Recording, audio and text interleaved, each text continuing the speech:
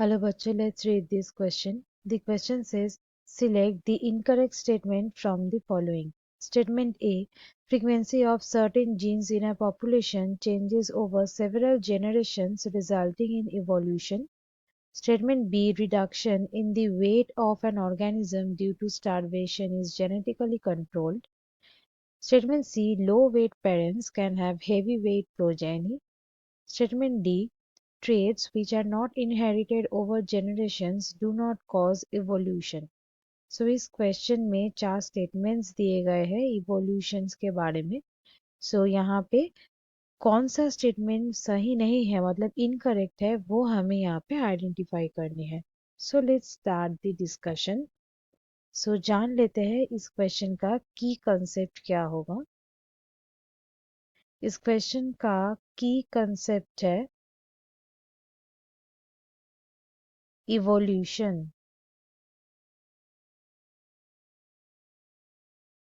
सो जान लेते हैं कि इवोल्यूशन यानी कि इवोल्यूशनरी प्रोसेस क्या होते हैं. कि जब कोई एडवर्स और चेंजिंग एनवायरमेंटल कंडीशन आते हैं तब उस एनवायरमेंटल कंडीशन में अगर ये एक प्रोजेनी से और एक प्रोजेनी और उसके बाद जो सारे ऑफस्प्रिंग्स है मतलब जो प्रोजेनी है उसमें अगर ये जीन फ्रीक्वेंसी अगर चेंज हो जाए सो हम लोग लिख सकते हैं change in gene frequencies. ये अगर चेंज होता जाए तो देखा जा सकता है कि और एक नया कैरेक्टरिस्टिक्स क्या हुआ है इवॉल्व हुआ है मतलब नया कैरेक्टरिस्टिक्स उस प्रोजेनी में वो नजर आएगा और वो ही हो गया इवोल्यूशन मतलब एक न्यू कैरेक्टर इवॉल्व हुआ है. न्यू कैरेक्टर्स नजर आएगा. सो यही प्रोसेस को कहा जाता है इवोल्यूशनरी प्रोसेस. सो यहाँ पे जो स्टेटमेंट्स दिए गए हैं उसमें आते हैं. जैसे पहला जो स्टेटमेंट है पहला स्टेटमेंट में बताया गया है कि कुछ जीन का जो फ्रीक्वेंसी है अगर वो चेंज हो जाए सेवरल जनरेशन से सो तब आते हैं इवोल्यूशन.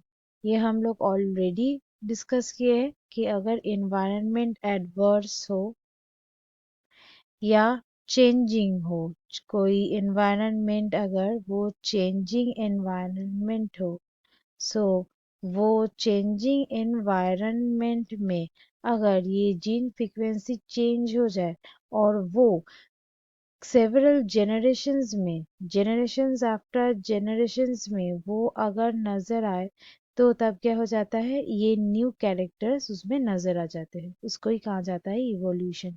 सो ये जो स्टेटमेंट है वो यहाँ पे सही है. नेक्स्ट आते हैं नंबर बी में. नंबर बी में बताया गया है कि एक ऑर्गेनिज्म है उसका जो बॉडी वेट है अगर वो रिड्यूस हो जाए स्टारवेशन की वजह से तो वो जेनेटिकली कंट्रोल्ड हो सकता है. बेसिकली ये स्टारवेशन की वजह से अगर ये जो वेट लॉस है और वेट अगर किसी भी तरीके से वेट गेन भी हो सकता है. सो बेसिकली कुछ एक्सटर्नल फैक्टर्स हम लोग स्टारवेशन को एक्सटर्नल फैक्टर्स बोल सकते हैं. सो कोई भी एक्सटर्नल फैक्टर्स की वजह से अगर ये वेट गेन और लॉस हो वेट गेन और लॉस कुछ भी हो तो वो जेनेटिकली कंट्रोल्ड नहीं होता है. Not genetically controlled. ये जेनेटिकली कंट्रोल नहीं होता है. ये इंडिविजुअल टू इंडिविजुअल ये क्या करते हैं वो डिफर करते हैं. सो ये जो स्टेटमेंट है वो ही हो गया इनकरेक्ट. नेक्स्ट आते हैं नंबर सी में.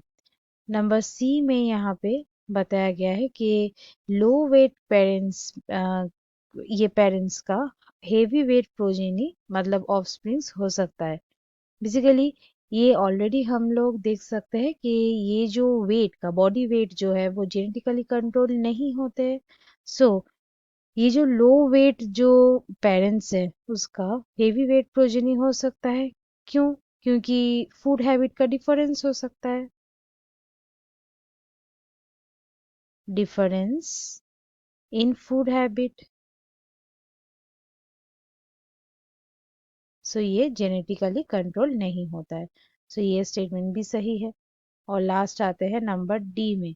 नंबर डी में जो स्टेटमेंट है उसमें बताया गया है कि ट्रेड्स जो नेक्स्ट जनरेशन्स में इनहेरिटेड नहीं होता है वो इवोल्यूशन के लिए रिस्पॉन्सिबल नहीं है। तो ये स्टेटमेंट भी यहाँ पे सही है, क्योंकि जो फ्रीक्वेंसी होते हैं, जो इनहेरिटेड ट्रेट्स होते हैं, फ्रीक्वेंसी